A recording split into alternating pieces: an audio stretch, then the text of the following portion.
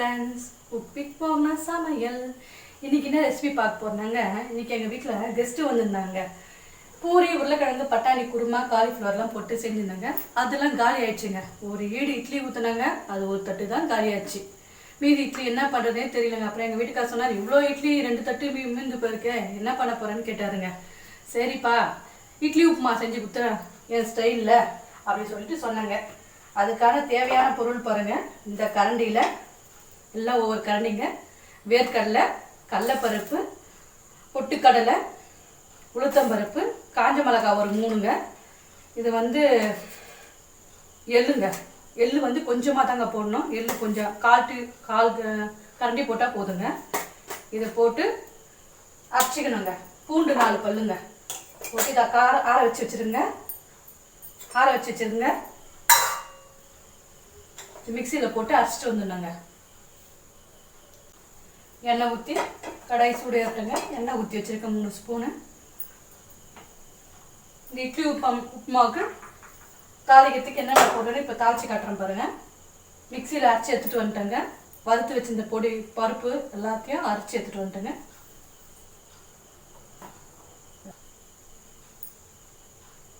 இன்னும் எண்ணெய் சூடு ஏறலைங்க.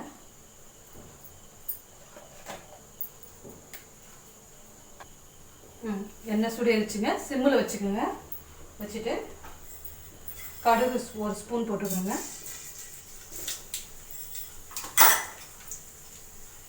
கொஞ்சம் போல சீரகம் போட்டுக்கோங்க.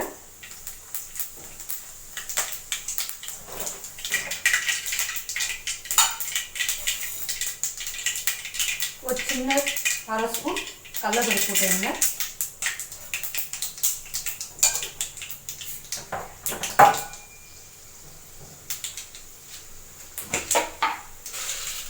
அரை ஸ்பூன் உளுத்தம்பருப்பு போட்டுருங்க.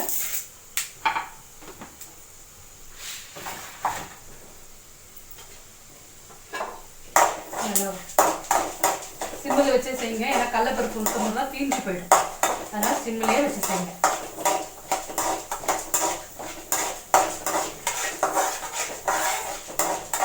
கொஞ்சம் ப்ரௌன் கலரில் வரட்டுங்க.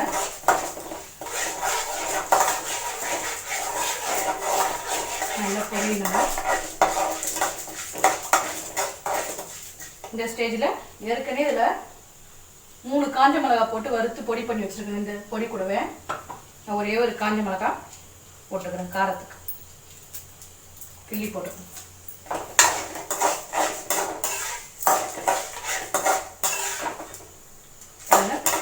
பொன்னிறமாக வந்துச்சுங்க. உளுத்தம்பருப்பு, கடலைப்பருப்புலாம் காஞ்ச மிளகாவும் நல்லா வந்துச்சுங்க.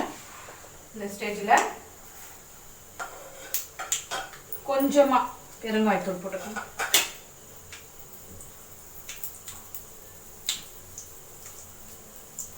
பெருங்காயத்தூள் போட்டால் வாசமாக இருக்குங்க. போட்டுக்கோங்க. கருவேப்பிலை போட்டுக்கோங்க. இந்த ஸ்டேஜில் சிம்முலேயே இருக்கட்டாங்க கேஸு. இந்த ஸ்டேஜில் உதுத்து வச்சுருக்கேன் பாருங்கள் இட்லி, அதை இதில் போட்டு சேர்த்துக்கேன்.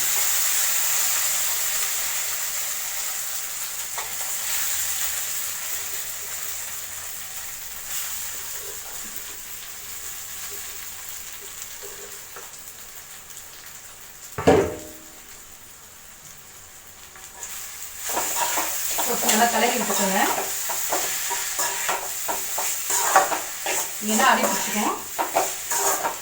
கைவிடாமல் கலரிட்டு நேருங்க.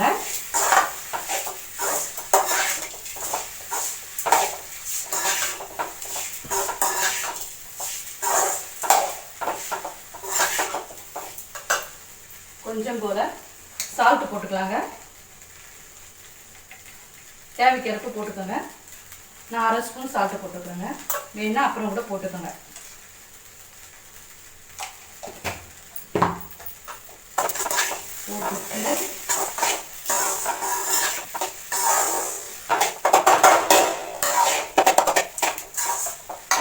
கொஞ்சம் போல 1/2 ஸ்பூன் மஞ்சள் தூள் போட்டுக்கோங்க.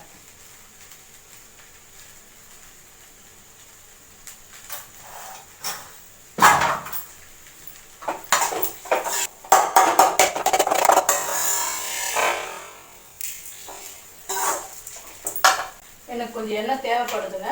நான் கொஞ்சம் எண்ணெய் ஊற்றிக்கிறேங்க.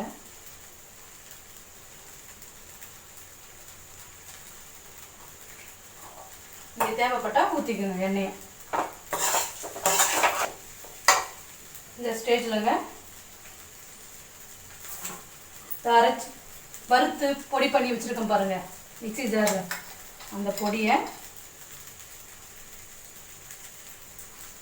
இந்த ஸ்பூன் போட்டுருக்குங்க. பத்தலைன்னா பின்னையை போட்டுக்கலாங்க.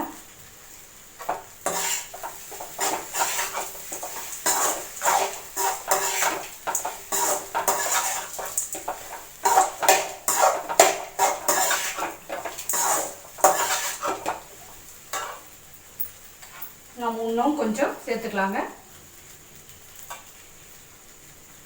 உங்களுக்கு எத்தனை இட்லி இருக்கோ அதுக்கேற்ற மாதிரி சேர்த்துக்கோங்க.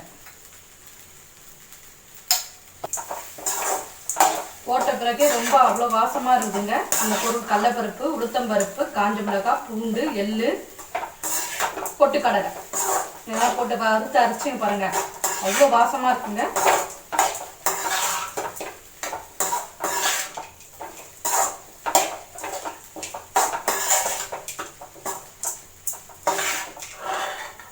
உப்பு இருக்கான்னு பார்த்துக்கிறேங்க, செக் பண்ணி.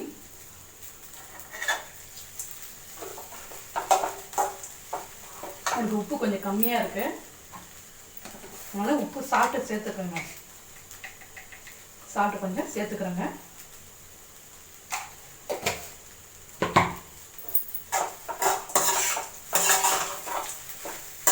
நீங்கள் செய்யும் போது உப்பு காரெல்லாம் சரியாக இருக்கான்னு செக் பண்ணி பார்த்துக்கோங்க.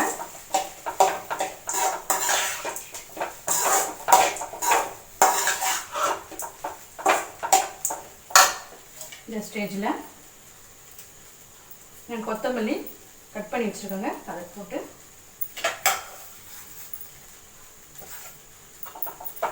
இறக்கிட்டு போகிறோங்க.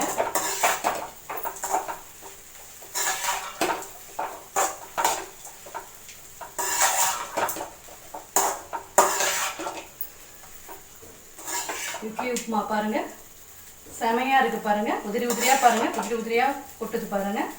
இந்த மாதிரி உங்கள் வீட்டில் செஞ்சு பார்த்து ட்ரை பண்ணி பார்த்து சொல்லுங்கள். நன்றி, வணக்கம்.